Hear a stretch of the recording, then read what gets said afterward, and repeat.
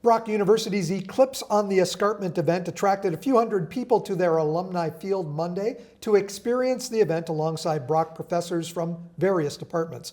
Our next guest was one of those, Dr. Thad Harroun. And Dr. Harroun, I heard from many people, including some of the municipalities, that the first time they thought of the eclipse and knew it was coming was through a Brock press release about a year ago. Yeah, I think the Ontario Task Force from the Royal Astronomical Society alerted most of the universities, and when we heard about it last April, we figured we better start getting some glasses in for this big event.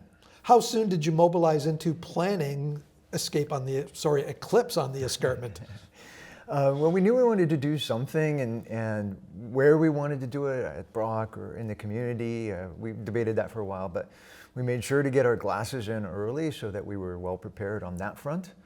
And then it just slowly evolved over time to putting on an event for the community at Brock and just kind of inviting people in to learn a little bit more about the eclipse and hopefully view it. Did you have a lot of families coming up for the event? We sure did, from all over. We opened up an email, just say, let us know if you're coming, and we had communications from the US, just across the border, from all over Ontario, all over Canada. Mm-hmm. There was no official City of St. Catharines gathering for the eclipse, so yours really became the de facto official gathering place. No, we were happy to have them come. I think in the end, several thousand came. I know we gave away probably about 6,000 glasses on the day. Wow. So that would be, it was a normal day of business for Brock. So the students were there, faculty was there. So that accounts for a few thousand. And then I think we had about 2,500, 3,000 from the community. I know you had many faculty members who were involved in the morning inside the gym with some displays, some lectures and things like that. You also had them out on the field there to consult about the safe way to look at this and actually providing some background as well. How many faculty in total? Oh goodness, we had about 8 different departments participate. Wow. And the faculties and had their students prepare a presentation or do some experiments on the day. And not just math and science, we had representatives of English talking about literature and eclipses in literature, and the classics department talking about eclipses in ancient antiquity. Right. So it really covered the gamut. But I'm really proud of our physics students for volunteering, coming out on the field, helping people with their glasses and answering questions about the eclipse.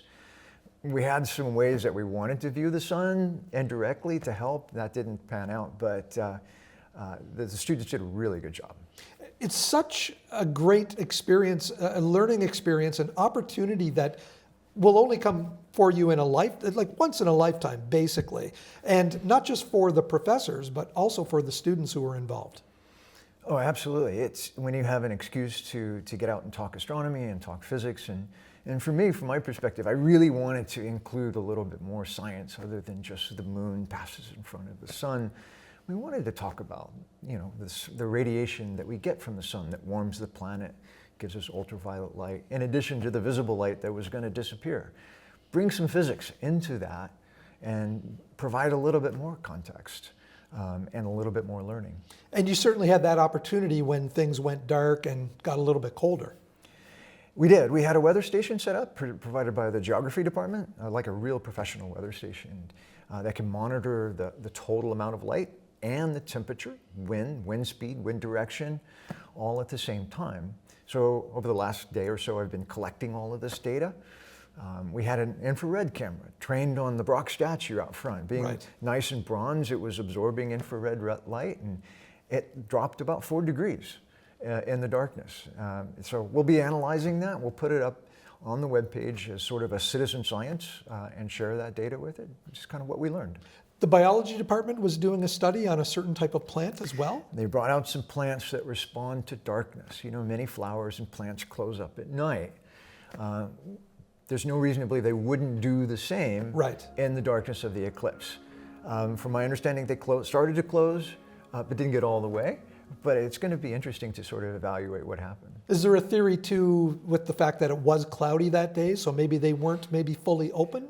That's true, and that was true of the spider experiment as well. When the spiders typically on their day-night cycle, they eat some species of spiders eat their webs at night Right. to recycle the protein. But they're not going to spin the web in the first place if they think it's going to rain. We weren't sure what they were going to do. They did become active, but in an unusual way. So we'll review the video and provide an analysis in the coming days. It's a lot of best laid plans that were really waylaid a bit by the clouds. By the weather, yeah, for sure. Disappointed from your perspective not being able to experience the full total eclipse? Disappointed I didn't get a good picture. Yes. That was my job, right? My job at the event was to help make sure everything was well organized. But I was staffing the telescope, and there was just nothing to focus on, and that's a shame. But everybody still had a good time because it was a fun experience. It was an experience you wanted to have with other people. It was a shared experience. And so with the community, that was, I think, made it fun because cheers went up. You know, when the partial eclipse Right. was visible, the parting of the cloud for just a brief minute, you can hear it from the field. Everybody cheered really high. And when darkness fell, the same thing. Everybody was really in awe. Some great moments. We look for those silver linings in those That's right. clouds. Thanks very much, Dr. Harroun, for coming in today. No problem.